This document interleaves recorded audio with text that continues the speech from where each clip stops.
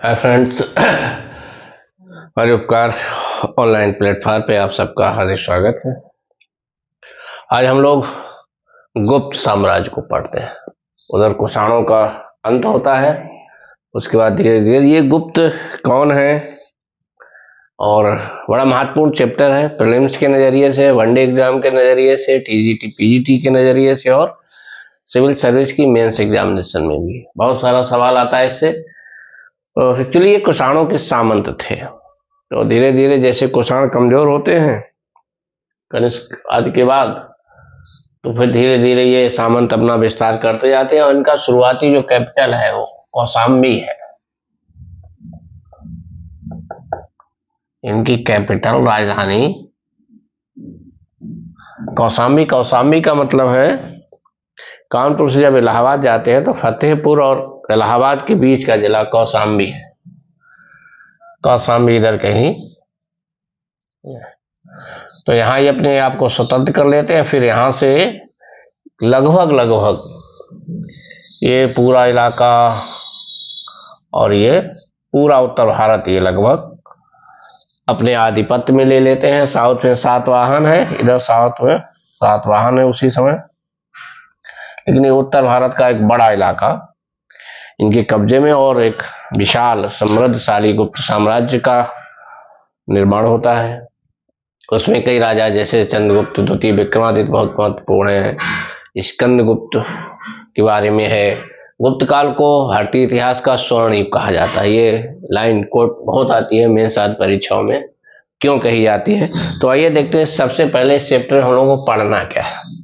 ठीक है, सबसे पहले जो पॉलिटिकल डेवलपमेंट है, जैसे चंद्रगुप्त द्वितीय, स्कंदगुप्त, समुद्रगुप्त, वंशावली तो सभी की देखेंगे हम, कौन कब कहाँ हुआ, इनको विशेष रूप से थोड़ा पॉलिटिकल डेवलपमेंट पढ़ना है।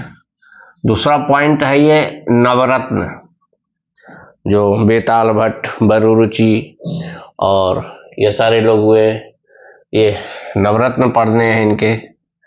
फिर इस चैप्टर में सबसे महत्वपूर्ण चीज है स्तंभ लेख। भिन्न भिन्न शासकों के समय के स्तंभ लेख है, उनमें क्या लिखा है और ये सारी जानकारी कौन कहाँ है, मंदिर आदि। फिर सामाजिक, राजनीतिक, धार्मिक डेवलपमेंट, साहित्यिक विकास, इस युग का जो कल्चरल डेवलपमेंट है वो भी महत्वपूर्ण है। इसमें रचनाएं लिखी गई हैं, कौन सी रचना किसने लिखी, बहुत सवाल आता है। और गुप्ता प्रशासन को भी देखते हैं हम लोग। ठीक है, और ये इतना सिलेबस जो पढ़ना, ये दिमाग में माइंड मेकअप करके चलना है। दूसरा विस्तार हमने देखा, ये कौशाम्बी से शुरू हुए और फिर पूरा उत्तर भारत में इन्होंने अपना आधिपत्य स्थापित किया।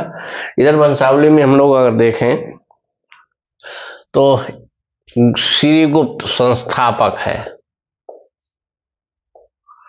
फाउंडर इस वंश का है। उसके बाद घटोत्कच होते हैं, ये टाइम पीरियड है 240 से 280 एडी। घटोत्कच 280 से 319 ईस्वी। चंद्रगुप्त फर्स्ट 319 ईस्वी से 335 ईस्वी। ये पहला प्रतापी राजा है, पहला ऐसा रिकॉग्नाइज्ड लीडर, वास्तविक संस्थापक भी इसे कहा जाता है, real founder of Gupta dynasty का। इसीलिए गुप्त साम्राज्य का जो ऑफिशियली है वो यहां से 319 से शुरू होता है और यहीं से जो है चंद्रगुप्त फर्स्ट शुरू हुआ है। गुप्ता संवत भी यहीं से शुरू होता है। गुप्ता संवत, 3 प्रकार के संवत हम लोगों ने इतिहास पढ़े, शक संवत, विक्रम संवत और गुप्ता संवत, उन पे भी बात करेंगे। समुद्रगुप्त 335 ईस्वी से 375 ईस्वी। चंद्रगुप्त द्वितीय 380 ईस्वी से 412 ईस्वी। कुमारगुप्त 415 ईस्वी से 454 ईस्वी। स्कंदगुप्त 455 ईस्वी से 467 ईस्वी। इसमें चंद्रगुप्त द्वितीय विक्रमादित्य या समुद्रगुप्त को भारत का नेपोलियन कहा जाता है। ये किसने कहा है? इतिहासकार Vincent Arthur Smith, B.A. Smith, V.A. Smith ने कहा है समुद्रगुप्त को भारत का नेपोलियन। उसके बाद ये मुख्य जो गुप्त साम्राज्य है, गुप्त सम्राट हैं, उनकी कहानी है। उसके बाद के परिवर्ती गुप्त कमजोर होते चले गए, बहुत सवाल नहीं आता, लेकिन परिवर्ती गुप्तों को, लेटर गुप्ताज के नाम जरूर पता होने चाहिए। पुरगुप्त, कुमारगुप्त द्वितीय, बुधगुप्त, नरसिंहगुप्त या बालादित्य, भानुगुप्त, कुमारगुप्त तृतीय और लास्ट है विष्णुगुप्त। आपको ये पूरा नहीं याद रखना है, लेकिन ये विष्णुगुप्त को जरूर याद रखना है। लास्ट किसी भी डायनेस्टी का लास्ट, उसका फाउंडर, उसका कोई रियल फाउंडर या बहुत प्रतापी चंद्रगुप्त द्वितीय विक्रमादित्य इस वंश का सबसे प्रतापी राजा, मोस्ट प्रोमिनेंट किंग, इसको हम लोग मान सकते हैं most prominent king of Gupta dynasty. Chandragupta first real founder of Gupta dynasty. ये दो चार बातें हैं जो आपको ध्यान रखनी है। इसका हमने इसकी ज्योग्राफी भी देखी गुप्ता साम्राज्य की। कुषाणों के सामंत हैं और इतिहासकारों के अनुसार ये वैश्य हैं, इसलिए एक और डेवलपमेंट दिखेगा। अभी तक जो बौद्ध और जैन का जो प्रभुत्व है भारतीय सोसाइटी में, वो कम होकर के पुनः जो वैदिक धर्म है, ब्राह्मण धर्म है, उसका उत्थान देखने को मिलेगा।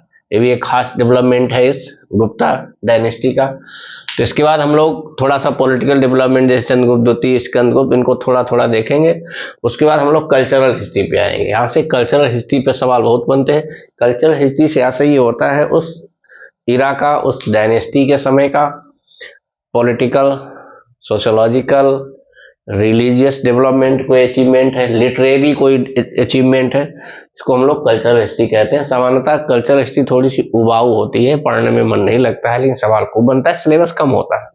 पॉलिटिकल हिस्ट्री अच्छी लगती है, कौन किसका बेटा क्या हुआ, उसका बेटा कौन हुआ, किसने किसको मारा, किससे लड़ाई झगड़ा हुआ, लेकिन वहां से सवाल जो ट्रेंड है कमा रहे हैं, ट्रेंड ये है वर्तमान में सारी परीक्षाओं में कि कल्चरल हिस्ट्री से सवाल ज्यादा पूछा जाता है। तो हम लोग पहले पॉलिटिकल डेवलपमेंट देख लेते हैं, उसके बाद चलते हैं।